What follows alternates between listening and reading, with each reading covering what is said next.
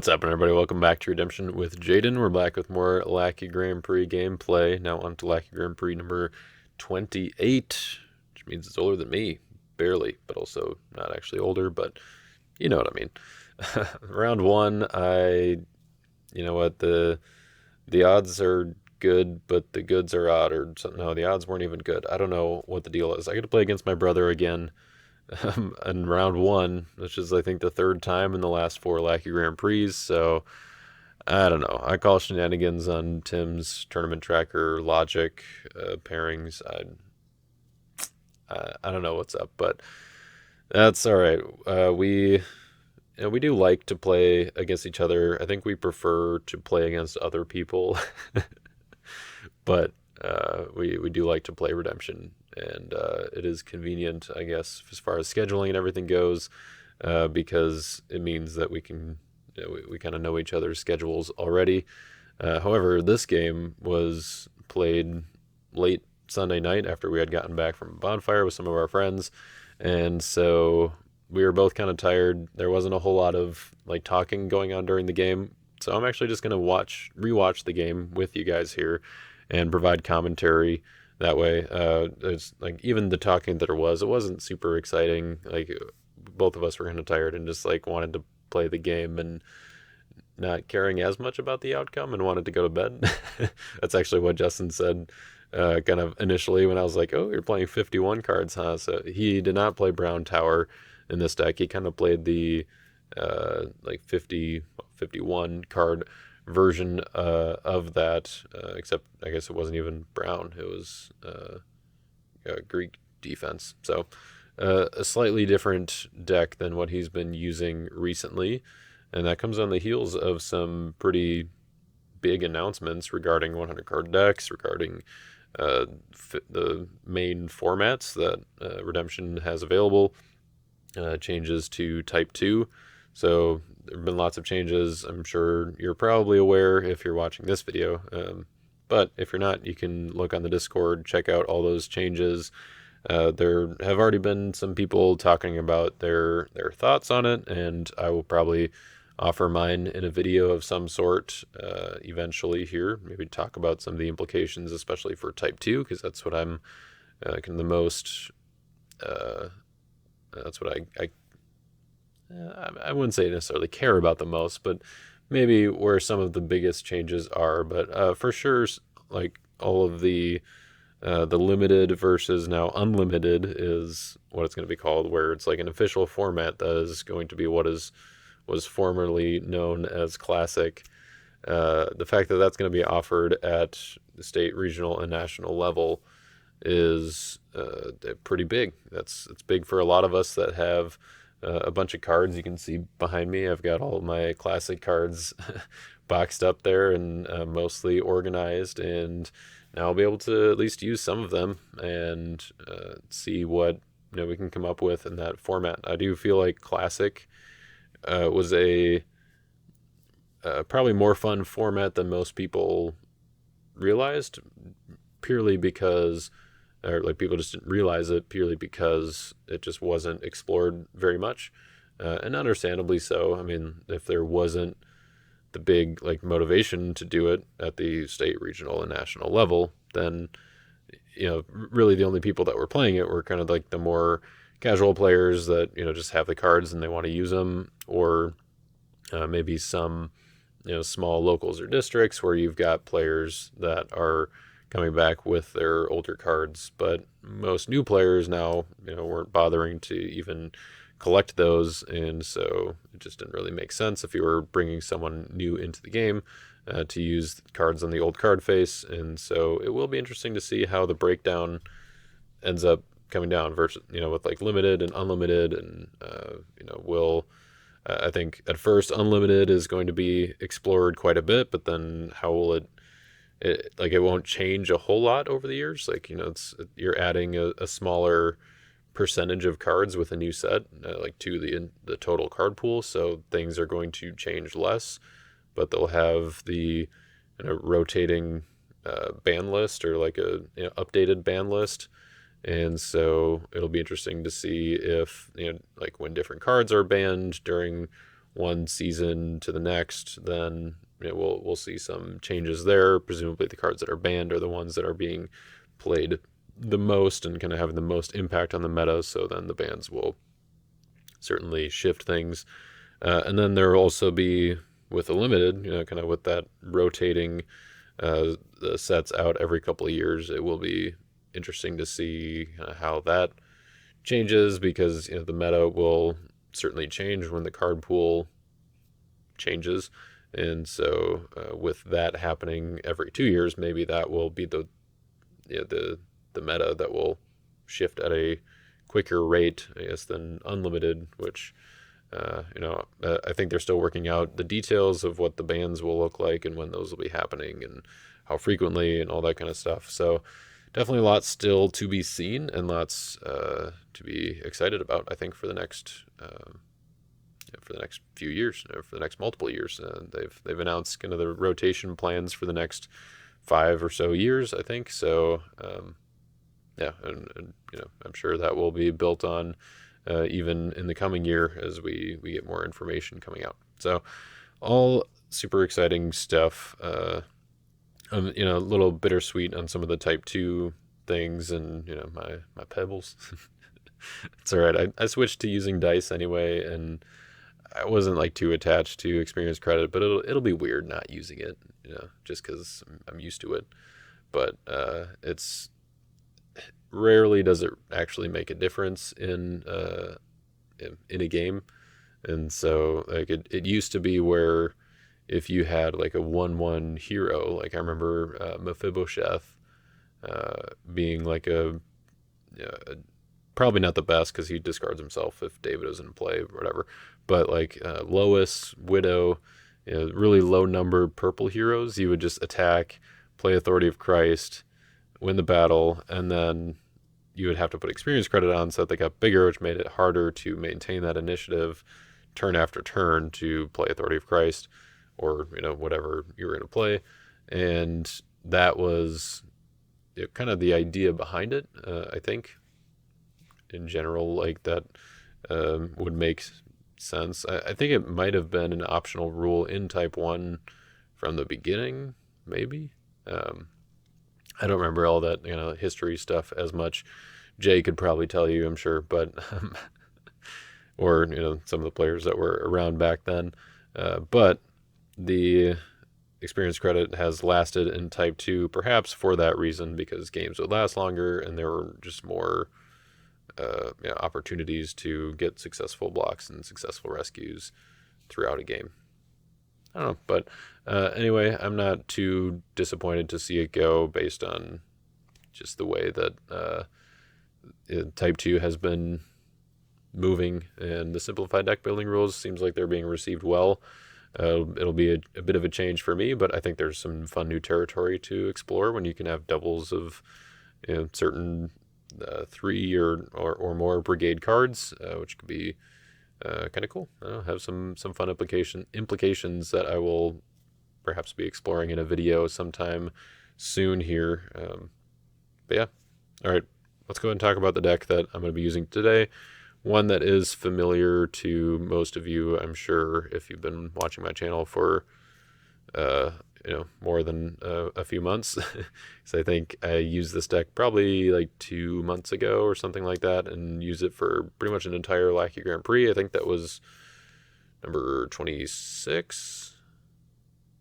Maybe it's 25. I don't know. But this is the deck that I use, kind of gospel posties is what I'm calling it, where it's a little bit of post-exilics, but you're kind of mixing in some of the gospel clay stuff, because with disciples it just make it a little bit faster, and then you have Jadua to kind of bridge the gap between the gold and the clay.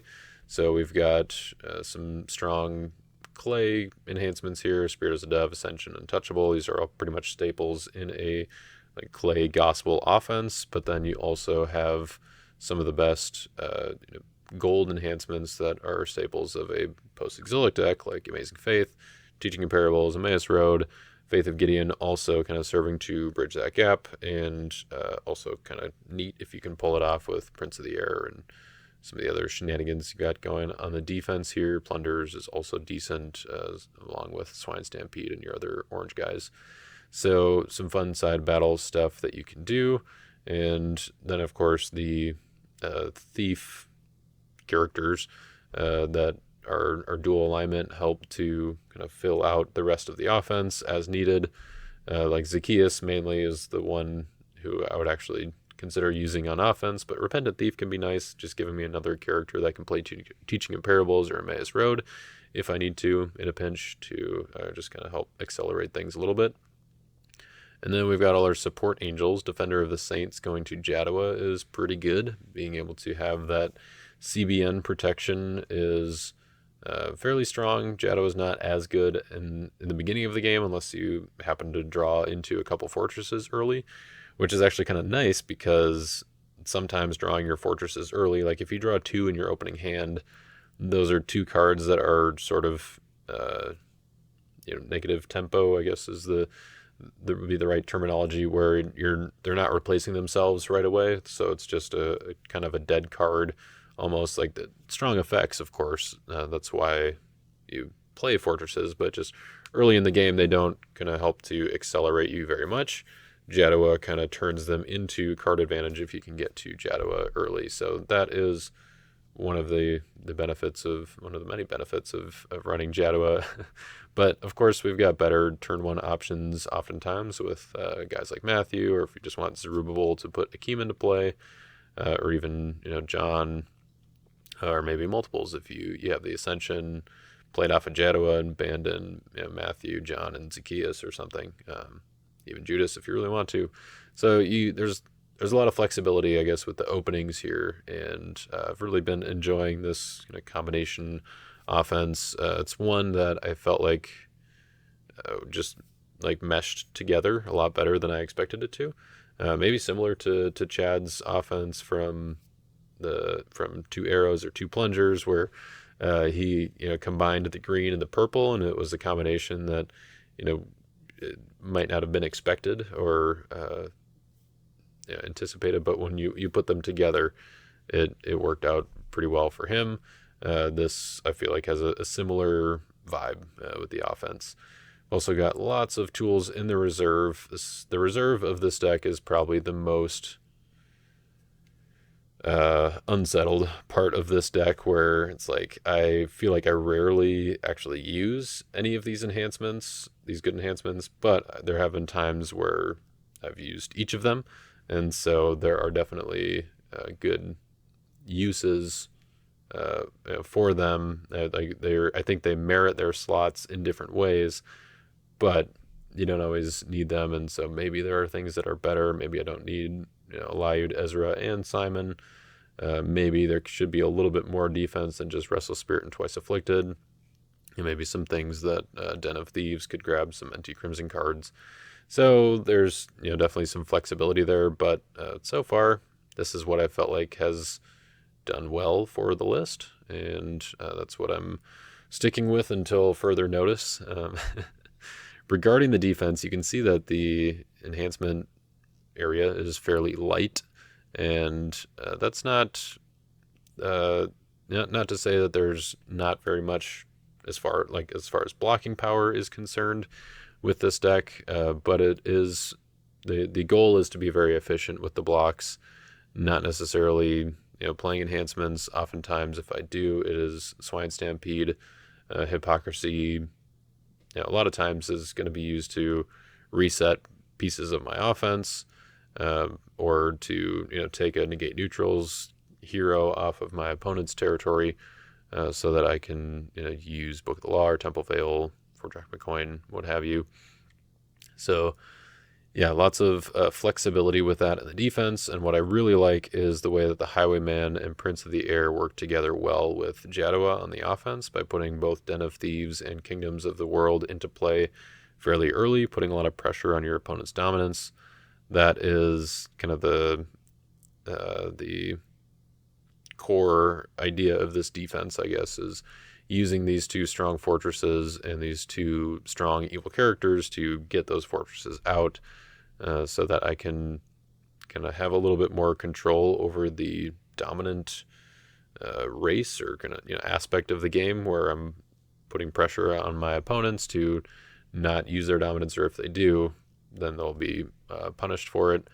And Judas kind of helps with that, and his dominant restriction as well, so you get a little bit of control over that. But the fortresses are also nice in that they help to kind of get more value from Jadua, so that even later in the game, or I guess especially later in the game, I'm getting 3 cards off of Jadua when I attack with him, and even better if he gets Cerebral in there too. But a lot of times you do want Defender of the Saints to Jadua to make sure that they're not going to be able to play a 3 woes to negate this ability or something like that.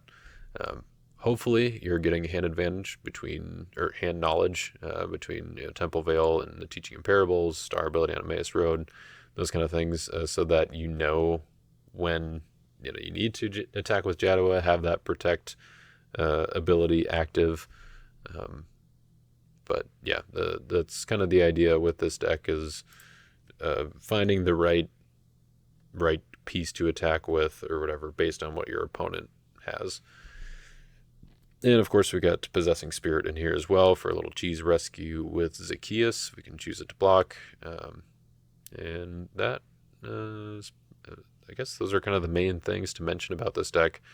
Maybe one of the honorable mentions is 20 Shekels, which could very easily be in place of Temple Vale here. You kind of just have to decide between whether you want to be able to bounce humans or gospel humans, or human heroes, I guess, or 20 Shekels to bounce OT humans. OT humans would be nice, but Zerubbabel is pretty much the only one that I would want to actually be able to bounce. Whereas with the gospel humans, being able to bounce Matthew, occasionally Peter, and then also resetting some of my dual alignment characters if I play them as heroes is pretty nice. And then the fact that Temple Vale goes in Herod's Temple kind of sells it for me, so that way I can have either Book of the Law or New Covenant active, and then also be able to use Temple Vale. So I could get 2 bounces, bounce one of their evil characters and one of my heroes with Temple Vale, and then be able to get triggers off of my other stuff too. So that is pretty much everything, I think, to mention. One other quick announcement. If you're somehow unaware, we've got the Type 2 only coming up this weekend in Minnesota, White Bear Lake, Minnesota. So if you are interested in finding out more details about that, it's not too late to let me know that you're coming and make arrangements if you need a place to stay, or if you need someone to pick you up from the airport. If you're super last minute in booking all of that, it'd be super exciting to have as many people as possible. We've got the Type 2 Cube going on Friday night, which about that, if you were looking at the Type 2 multi-cube list on the deck builder site here, you may have noticed that the list disappeared. It's still there, but it says that it's empty. There are no cards in it. There's a little bit of a glitch, a little mishap in the software. I talked to Tim about that. He was able to fix that. However, the deck was not, or the cube was not able to be recovered, which is a little bit of a bummer that happened for the massive cube that I was building instead of just one of my other decks. But I think it had something to do with trying to save it, and then it just timed out, something like that, which was probably because it was too big. Or not too big, but it was big enough where that was had a chance of happening.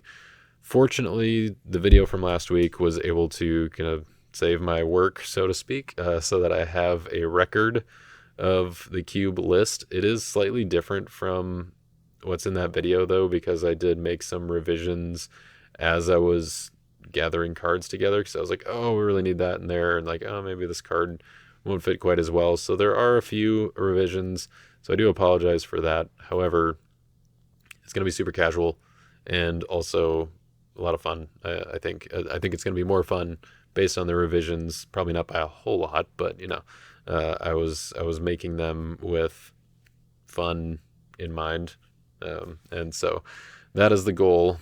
At some point, I hope to put the list back together and re-upload it, but it's not going to be there before this weekend. So sorry about that. And I think that's all we have as far as announcements go. The last thing to talk about before we get into the game here is to shout out our sponsors over at Your Turn Games. They are proud. Well, I'm proud to be sponsored by Your Turn Games, and I mean I think they're proud sponsors as well. Yeah, I would assume so. I think based on mine and Andy's relationship and the fact that we've been doing this for a while. So thank you to Your Turn Games for sponsoring this content. And if you have any redemption needs, it's probably too late to order stuff to build a deck for the Type 2 only. However, you can let me know what you need, and I can try to hook you up. And then you can order stuff later so that you have it for your other big tournaments when you're deciding to play Type 2, because it's going to be fun. Type 2 is good stuff. And it's changing, so maybe don't invest too much in your fourth copy of Teaching Comparables, but if you want it for this season, it's pretty good. All right. Shout out to Your Turn Games. Thank you to them for supporting this content. Now let's go ahead and get into the game against Justin. So started out with Hopper and Covet. Justin with the Prosperity, Lawless, and forgot to put it on double speed here. We're going to be watching this at 2x speed. I'll be giving the commentary at 1x speed. So don't worry about that, but just watching it go a little bit quicker.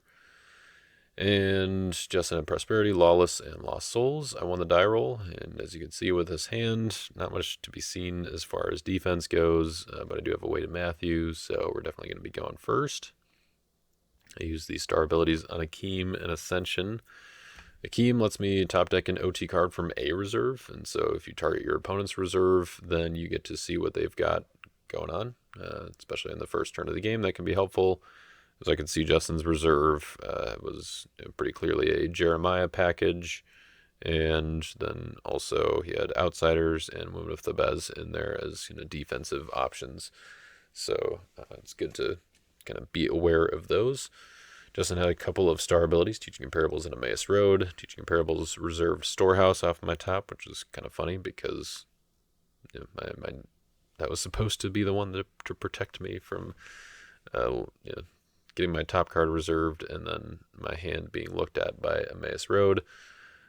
But I did get to take Justin's Crowds to kind of supplement my Storehouse, my lack of Storehouse, I guess. And then also give him the Hopper. He does give me a token with the Lost Soul there, which is actually kind of interesting. Maybe not necessarily the best choice competitively speaking. But anyway, he uses Lawless, grabs Forces Arise, puts Exiles in play, which would have been kind of funny if he had used Prosperity first.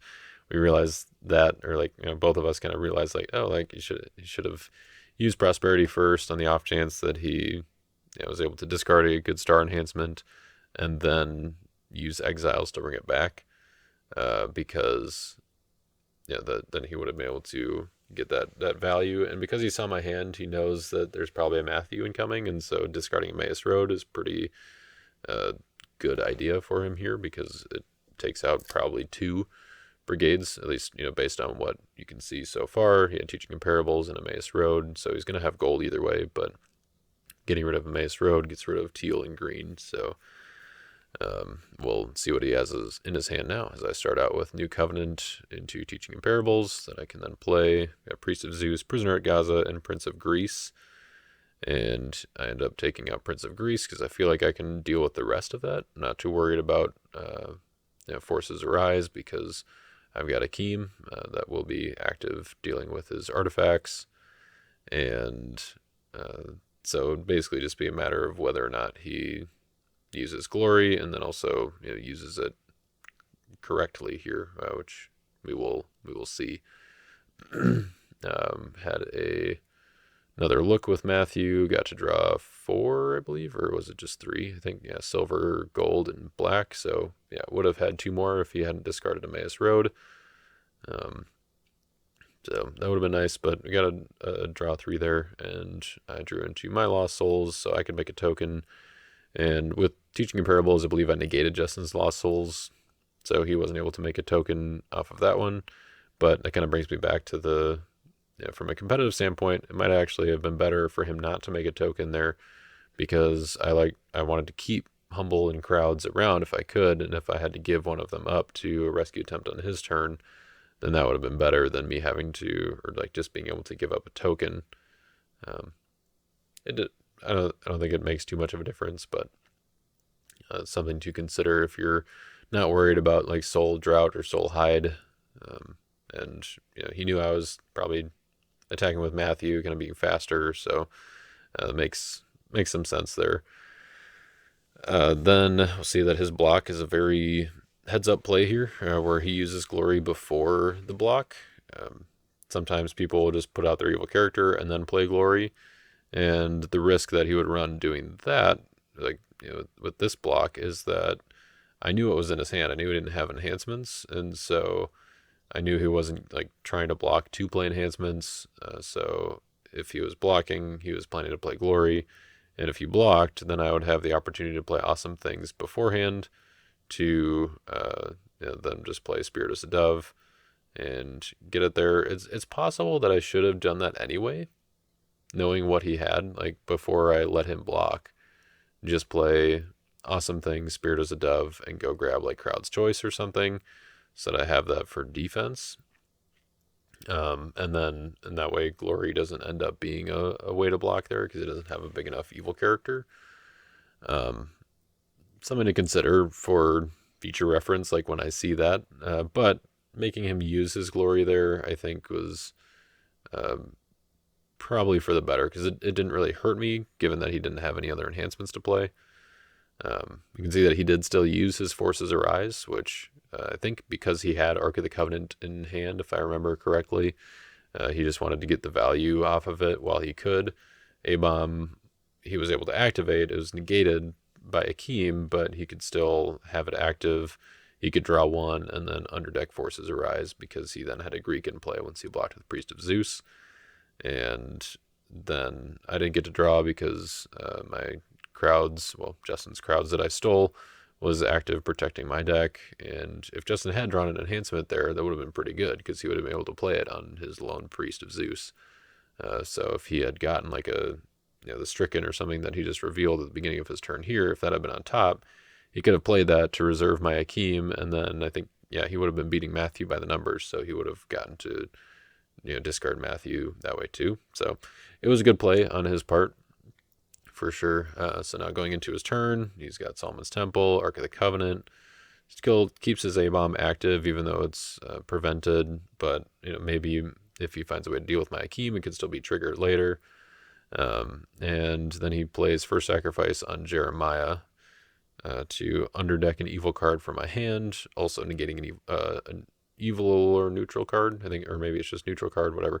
But he negated my Crowds so that he could look at my hand and underdeck Swine Stampede, which I definitely could have used for this block, but he wisely saw that I only had Highwayman and Judean Mediums as blocking options, and so he attacked with Defender of the Saints by himself.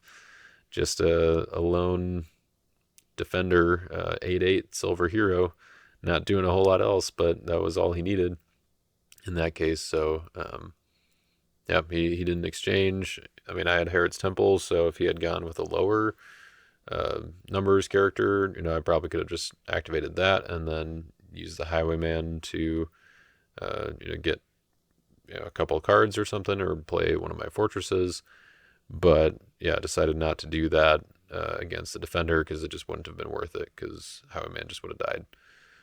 So interesting decision at the beginning of my turn here. You see, I drew Temple Veil, or Untouchable, and was able to use the star ability on that, but I kind of had to decide if it was worth it with Priest of Zeus down.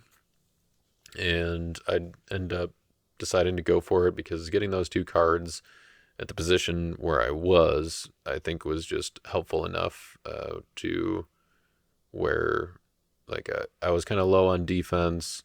I wanted a little more momentum, and I was willing to sacrifice Herod's Temple if that's what it meant. I mean, that was pretty much the the definite option that he was going to be going with, but I think it was worth it to, kind of based on where he was in the game. Like he had the tempo advantage here with getting the rescue last turn in the block on my last turn, and so I was trying to start accumulating resources to hopefully, uh, you know, turn the tides a little bit, because I knew I was going to have to get some defenses going, and I think that worked out pretty well because I was able to find Temple Veil off of those two cards.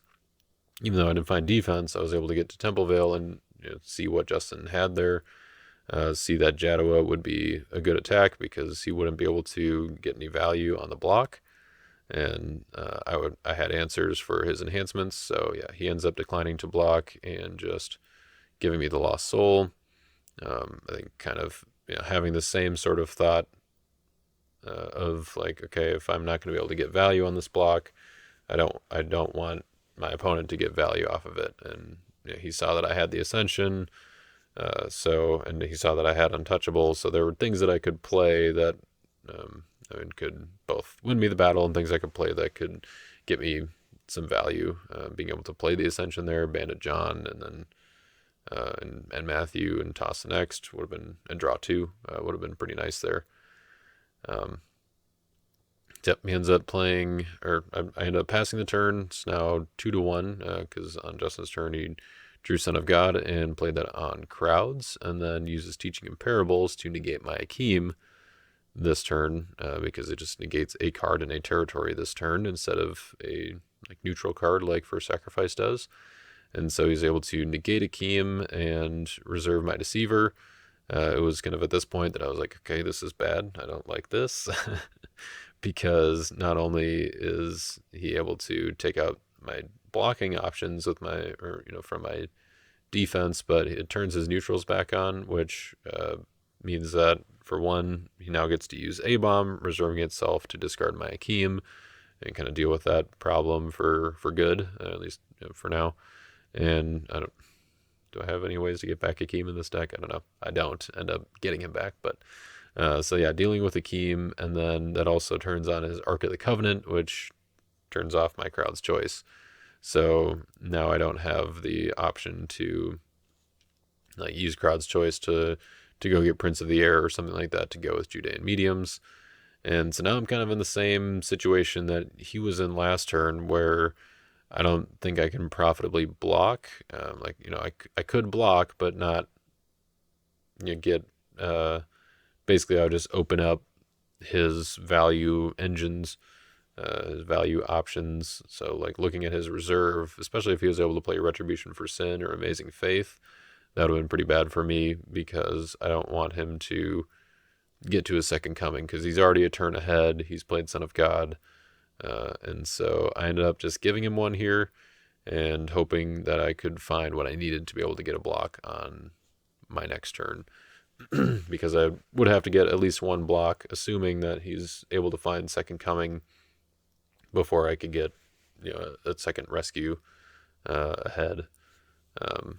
I'm in pretty good shape as far as my dominance with Son of God and Crowd's Choice in my hand, hanging on to that Crowd's Choice until I needed it, or to find Second Coming was a possibility. So I was feeling pretty good about that, but I was hoping this turn to generate enough card advantage or resource advantage to have solid blocking options. And as you can see, Justin's hand is pretty slim. Like, we're pretty much even as far as cards left in deck. Like, I'm 3 cards ahead at this point. But you can see that Justin's already got 6 of his Lost Souls out there, so that plays into it as well. Whereas I've only gotten 3, I think. So, yeah, that or maybe 4, including Hopper. So he's a little bit ahead, or I'm a little bit ahead on that, and a little bit ahead on in the deck. So I'm able to use Temple Veil to look at his hand, see that he's got a Sword of the Lord, so a couple good brigades, and then a couple evil brigades with Stricken and allowed to be trampled. Was that? Yeah, allowed to be trampled there. Since I'm behind, I'm not too worried about his grapes. So it's nice to be able to get the draw 4 there, even through Priest of Zeus. I think Priest of Zeus isn't as scary as some people make it out to be, but looking at my territory here, there wasn't anything I was too worried about, and like I said, wanted to get those resources and generate that card advantage. And as you can see, I even used the prosperity draw there so that I could keep on finding more defense. I didn't think Highwayman was really going to be doing much for me, blocking against Jeremiah, and so I think his first option after I did the draw 4 was probably Jadua. Maybe not. Maybe it would have been Highwayman just to kind of clear the way for his offense. But yeah, he was able to take out both of them, and again, not really have a profitable block. He didn't really want to risk me playing Ascension, which would have been pretty good here to abandon Judas and John and Angel of the Winds. Honestly, I might not have banded in Judas. I might have just banded in John, actually, because then if I banded in everybody, then his Grapes of Wrath becomes a lot better looking, even though he doesn't have any other defense. Then I guess I would have had to attack with Judas at that point, pretty much. So I ended up finding my second coming, so I decided to play Son of God to pick up Humble. It ties us at 3-3, which I was thinking about this afterwards of like, okay, was it actually the right move? Like, I have to throw away a lot of stuff here. I have to put down Prince of the Air, which isn't great because it turns off my Possessing Spirit unity. But like, in order to get down to 8 and still, like, since he's played Teaching in Parables in the first sacrifice, I wasn't as worried about the stuff in my hand. But I don't know, maybe it would have been better for me to just put down other cards and kind of turn off his Grapes of Wrath. If I were just to keep Son of God and Second Coming in hand and stay at 2, that probably would have been the better option. But I was feeling pretty good about my blocking potential here. Because, like, Judean Mediums and Prince is good. That kind of makes Justin have to think, okay, can I get around this if I use a draw or search ability? Swine Stampede is good because I can get Restless Spirit from reserve. And then that gets initiative against Jeremiah.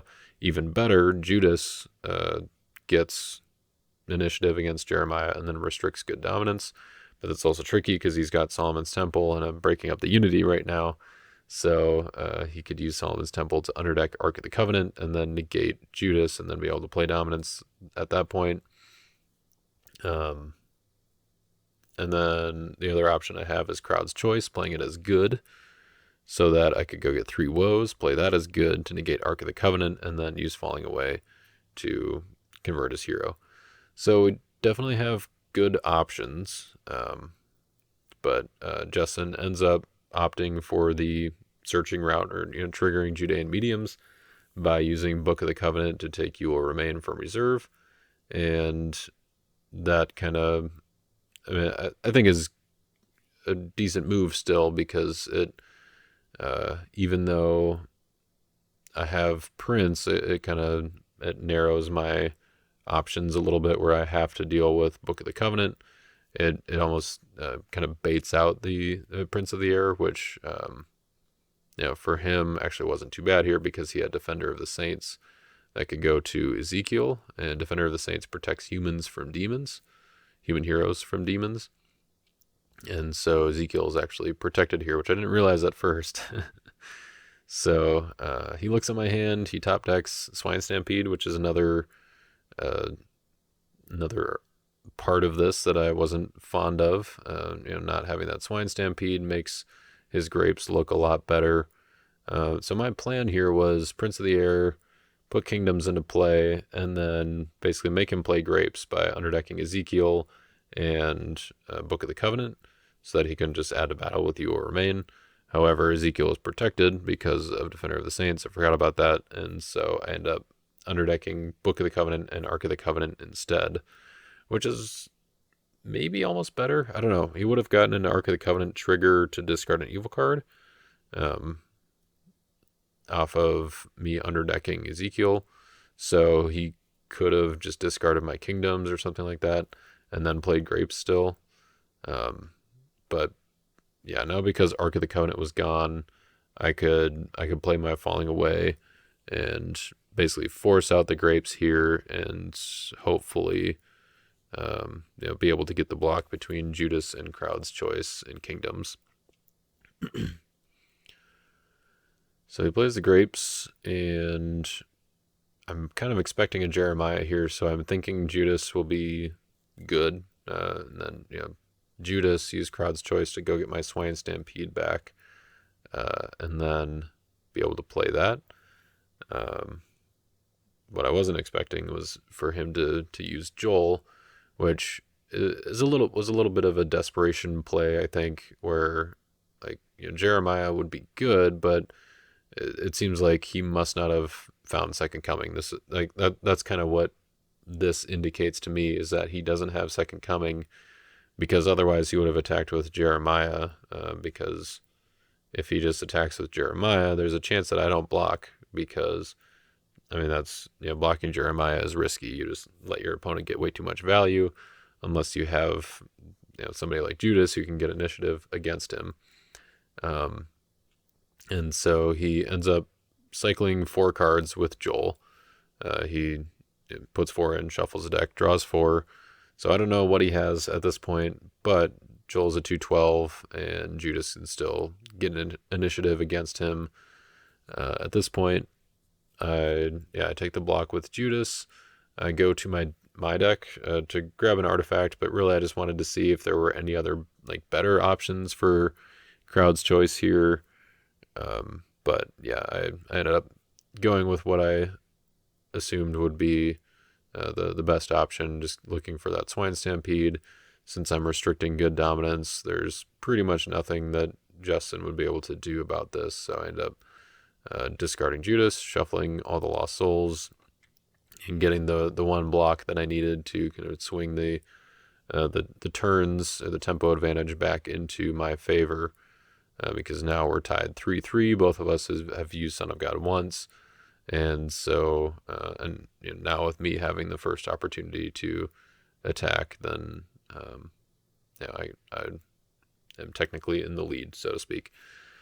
So I tried using this star ability on Peter, didn't have any Meek Disciples left, which is kind of what I thought, but it's been a while since I've played this deck, so I was like, all right, might as well check. Drew Darkness, which let me go grab Zacchaeus, which was nice, and then Kingdoms of the World, I got that trigger and upkeep as well to play Humble from my deck and put Plunderers into play. I like that Kingdoms effect, especially with Swine Stampede, to still get triggers later in the game.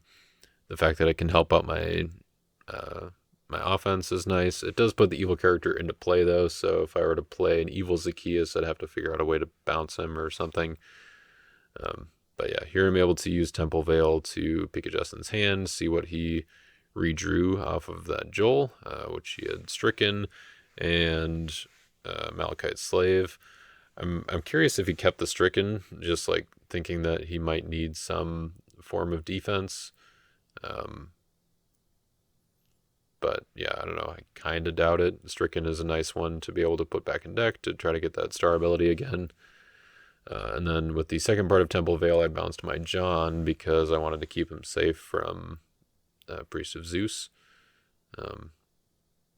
Because I was planning to use that 4-drachma coin to draw a few cards. So I ended up putting down Den of Thieves, and with Son of God in hand being at 3, I just knew I had to get to, I had to get a rescue this turn, and so the fact that I drew Angel from the Sun, which is kind of what I was looking for, to be honest, off of the 4-drachma coin, that was kind of what I wanted. There was always, I could have just done Zacchaeus to Possessing Spirit, but I just wanted kind of the surefire rescue here where I could do Simon, choose Priest of Zeus to block, abandon John to toss the next, and Zacchaeus to reserve Priest of Zeus, and then I had Son of God there to finish it off and take the game 5-3. Could have been, I mean, it was pretty close either way. I think what helped me even, you know, like Justin put a lot of pressure on uh, my hand and like my defense resources early on. Um, but I think overall, because I was able to get that momentum, I mean, you can see at the end of the game here, I've got 5 cards left in my deck, and Justin has 26 still. So that was the big thing, is where I was able to generate those resources, and Justin was able to have strong attacks, but not not able to generate much card advantage, and that was a determining factor here, it seemed. So Justin was wondering about, like, after every game, we usually talk about different decisions that we could have made. I think kind of the one key one that Justin was thinking about in this game was that last turn of his, or that last attack of his. Like, how could he have done that differently if, playing around Judean mediums? Like, does he just not use book and just attack with Jeremiah? I think if he does, then I'm in decent shape for that as well, because I can use like Crowd's Choice to 3 woes and then negate Ark of the Covenant and then play Falling Away. And he doesn't have, an option against that, like a You Will Remain or something. He was wondering though, if he did Vow for Samuel instead of You Will Remain, would that have been better? Because then, even though Prince of the Air underdecks the the hero in battle and Vow for Samuel, or I guess Book of the Covenant, and then kind of Vow for Samuel by default, even though he targets them at the same time, I believe that Vow would insert itself, because it's an instead ability, that you would be able to trigger Vow for Samuel's reserve ability before it would get underdecked. I think this was answered in regards to like 3 nails. Like, could you use Vow for Samuel to save a hero from 3 nails? And I believe the answer was yes, if I remember correctly. I really should have looked that up before recording this video, but oops, here we are. It didn't actually come up in the game, so it's, we didn't have to know for sure, but we were just talking about that to see if that would be a different option. So because Jeremiah was in his territory, Defender of the Saints wouldn't have been able to exchange for Jeremiah, so he could have done Book to Vow, attack with Jeremiah, but then, I still, even if I did like Prince of the Air, then Vow for Samuel might have been able to get him around that. But then, of course, I still had the, Crowd's Choice, 3 woes, Falling Away option. However, he still had Grapes of Wrath. And so because I played Son of God on my last turn and tied it up 3-3, his Grapes of Wrath meant that he would get another shot regardless. However, probably I don't block with Prince if he goes just the straight Jeremiah Vow for Samuel route, because Judas does get initiative against him.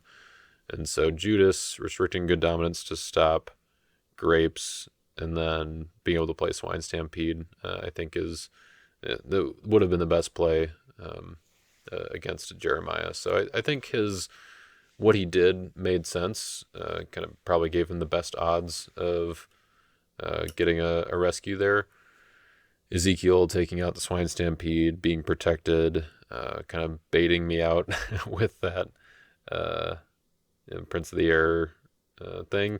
Like, really, I should have, or I could, I guess, have just blocked with Zacchaeus, or with Judas, and then done the